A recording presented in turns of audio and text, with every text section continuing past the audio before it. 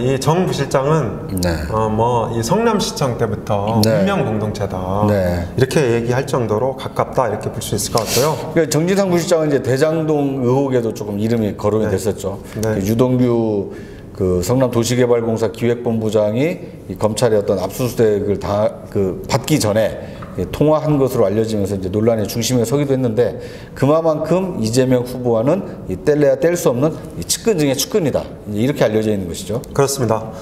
그 다음에 이제 그 장영철 전 경기연구원의 부원장인데요. 네. 이분은 원래 이재명 후보를 수행했었어요. 수행하다가 네. 한때 이제 그 부산시장 있죠. 오거돈 전 부산시장. 네네. 이제 이분 정책 수석을 지냈죠. 그때. 그렇죠. 네. 이분에 합류해서 네. 이분이 오거돈 시장이 그만둘 때까지 네. 거기 이제 정리를 하고 다시 올라와서 이제 경기연구원 부원장으로 부임해서 이 캠프에 합류한 거죠. 지금 이제 그 경기연구원은 그만두고 네. 캠프에 이제 가 있고요. 네. 이분은 그 메시지에 있어서 탁월한 능력을 갖고 있다고 합니다. 메시지. 네. 그 다음에 그러고 보니까 이분의 이 과거 이력을 보니까요, 청와대에도 근무를 했었어요. 청와대에서 국민소통수석실 행정관을 지냈습니다. 노무현 정부 때인가요? 문재인 정부입니다. 문재인 정부 때. 네, 그러니까 이제 이분이 초기에. 부산으로 가기 전에 청와대에도 있었고, 그다음에 과거 이재명 시장이 성남시장으로 있을 때 이 공공 갈등 조정관으로 성남시에서도 같이 일한 이력이 있습니다.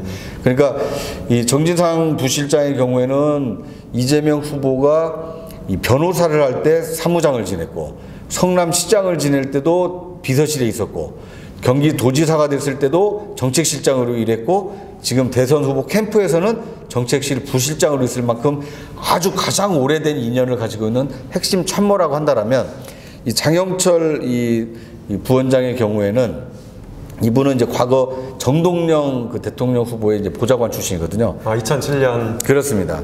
그리고 이후 이제 그 2007년에 이재명 후보도 그 정동영 후보의 어떤 그 이 지지 그룹인 정통의 그 회장을 지냈거든요. 그러니까 이때부터 이제 장영철 이 부원장하고 인연이 맺어진 것 같아요. 근데 장 부원장은 이 국민소통수석실에서 근무할 만큼 어떤 이제 소통 능력이 있기 때문에 아마 이재명 캠프에서 상당히 중책을 받고 있다, 뭐 이렇게 볼 수 있을 것 같습니다.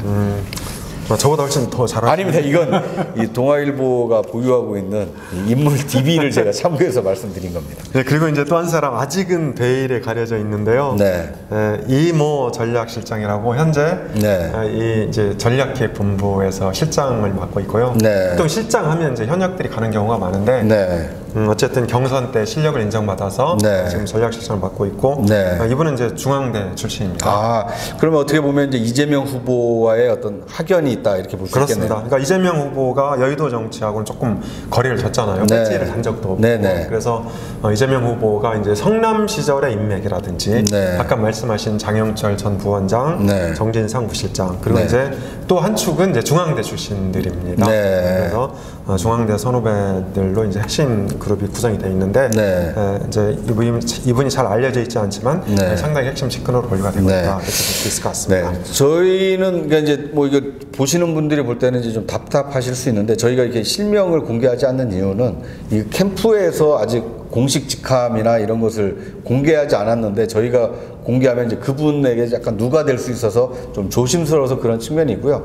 나중에 이게 본격적으로 대외 활동을 하시게 되면 저희가 이게 후속 보도를 통해서 이 그분의 실명과 그분의 어떤 이력도 이렇게 소개를 해드리도록 하겠습니다. 자, 여기까지는 이제 실무 핵심 이게 참모라고 할 수 있는 거죠. 그렇습니다. 네.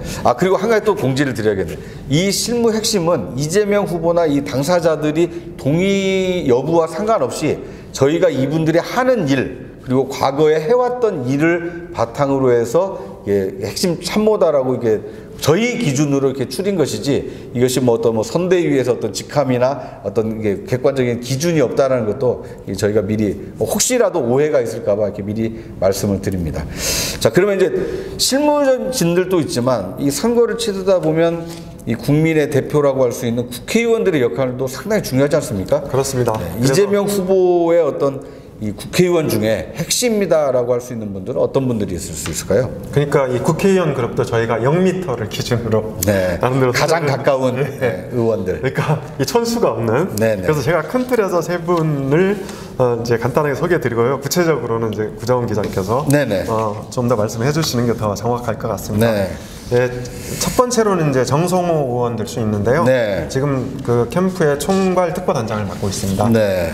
이분은 이제 이재명 후보하고 네. 형동생 하는 그런 오래된 사이고요. 네. 지난 대선 때도 맨 먼저 캠프에 합류해서 네. 이재명 후보를 도왔어요. 네. 그래서 일종의 이제 리베로 같은 역할을 하고 있었는데 네. 경선 때는 특별한 직책이 없었어요. 그리고 경선이 끝나고 나서 총괄 특보단장으로 이제 선임이 됐고요. 네.